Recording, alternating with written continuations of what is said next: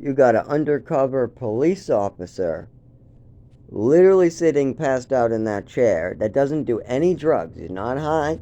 He just has no place to stay tonight. But he's always checking in with the police station, and everybody knows he's a snitch. But he fights it back and says he's not. He has pieces missing from his leg. He had a DUI, killed some people, lost his left leg, got medical care, and now he has to live on the streets. And he's honest. He never does any drugs. He doesn't smoke cigarettes. That's why he's with me tonight. Because me and him are the only people looking after each other tonight if something happens. And it's better to have a road dog with you. It's just that simple. And this guy is acceptable to everybody.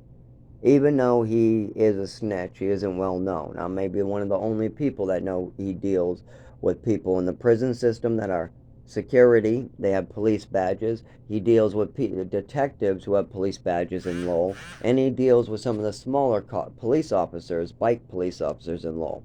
I know he knows 2 bike police officers. I know he knows 2 detectives. And I know he knows one guy who works in the prison system that buys Suboxones off a lot of the homeless community, which I told him wasn't going to be part of. And then I had multiple police officers telling me it's okay. No, it's not okay. Not okay. Okay, it's not okay if a police officer wants to buy pills off of a community. It's not okay. But it was very wide open. The guys who work in the prisons, the police officers and the detectives get the Suboxones off of the homeless and then bring it into the prisons where the homeless are and sell it back to them for $100. So they give these homeless people like $5-10 for these pills. Then they arrest them and put them in prison. And then a lot of these pills are sold back to the prisoners for $100 a piece. Are you fucking kidding me? And I'm not bullshitting. That is one of the things going on with a lot. Well, I know for sure in Lowell, but I don't know how many towns or police officers are involved. And it's probably just part of the undercover stuff, seeing as the person that was involved. But anyways, so that night he was with me.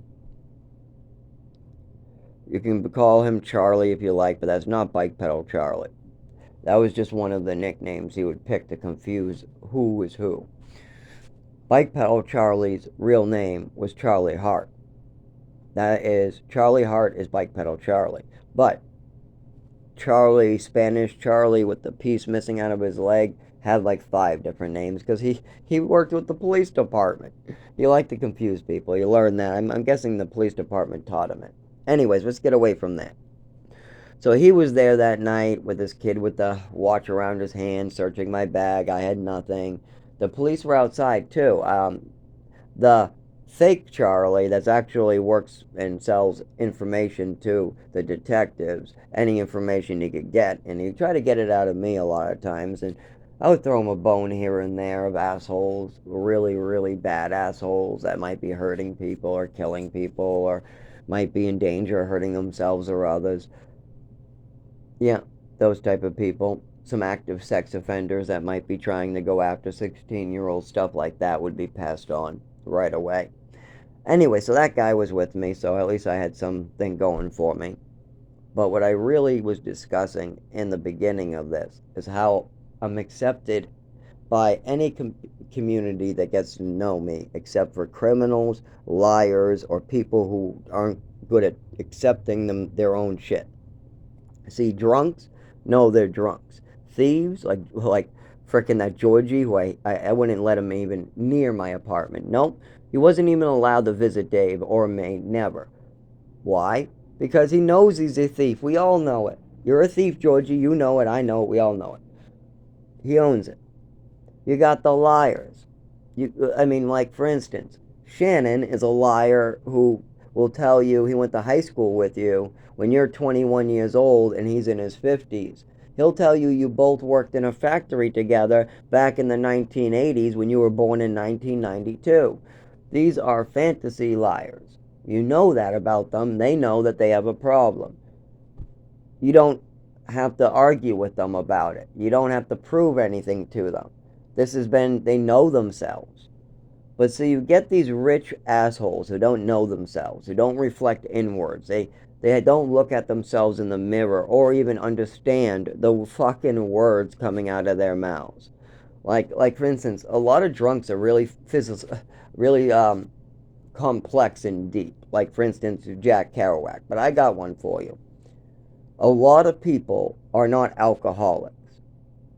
The difference between a man who drinks every night and a man who drinks every night with money in his pocket is the man who drinks money with money in his pocket always has money for another drink.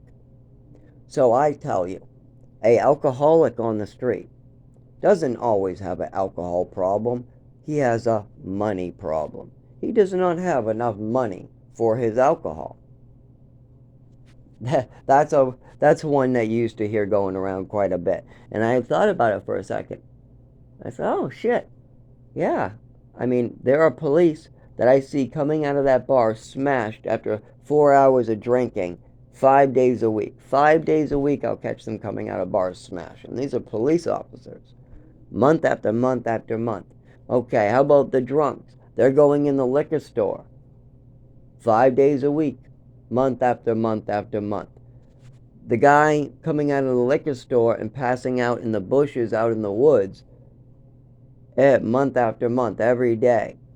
And then you see the officer get in his car drunk and drive home day after day and pass out in his driveway or who knows where. What's the difference here? The officer has enough money so he can keep his bills paid and his alcohol flowing. Meanwhile, the alcoholic has just enough money to get a couple nips and pass out someplace.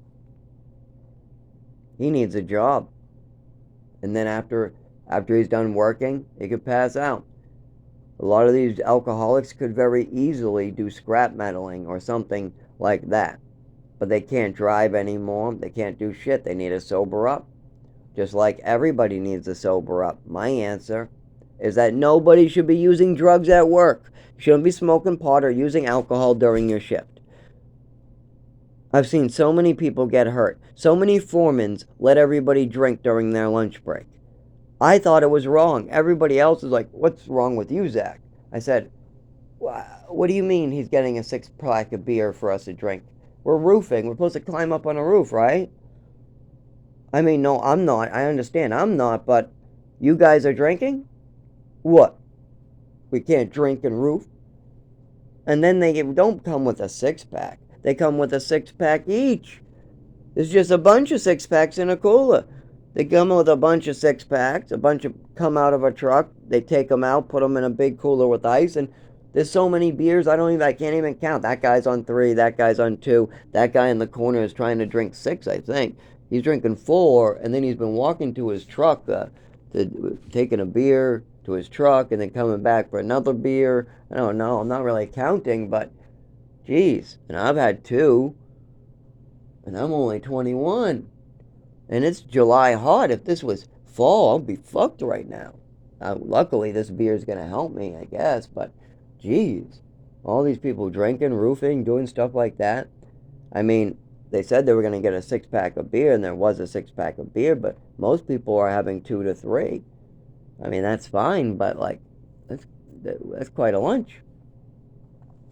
So yeah, I've been at a lot of jobs where they either didn't pay me, didn't have protocol, or they just pick you up in the morning at the shelter and say that they'll give you a job on the books. I used to argue on the books, but I don't think most of them ever would because they didn't pay me when I argued with them about the books part. I guess I shouldn't argue with people about being on the books, but with me being homeless and all, I didn't want things getting any worse. And all I needed was a job. So I figured if I made a deal with them, which some of them would, I would be like, just put me on the books and you can pay me less or whatever. And that worked for, the Fenway guy, Mike. He definitely put me on the books. He showed me. He showed me that his tax and how he filed it and all that. So, good. Good, that's what I want. And all it took was him sitting down with me in his little office and us having a discussion. If it's a money problem, I don't care if it costs you $1 more. Just take the dollar out, whatever. But we need to make sure that this isn't under the table. I need to be able to use this. So yeah, most people like me. It's the people committing crimes that don't like me. The people that like hiding and doing illegal stuff or doing very bad things. Those people do not like me one bit. But the people that are just trying to do their jobs, they're honest individuals, they like hard work, they have a question, they're willing to ask a question. Yeah, I have no problem. I still got a job, for goodness sake. I'm still the best employee they have, and they want me back. I just had them come out like last week going, "I love you, Zach. Please come back." And that's her husband, the last person I expect to go. "I love you. Come back." I was like, "Oh my god." Oh, okay.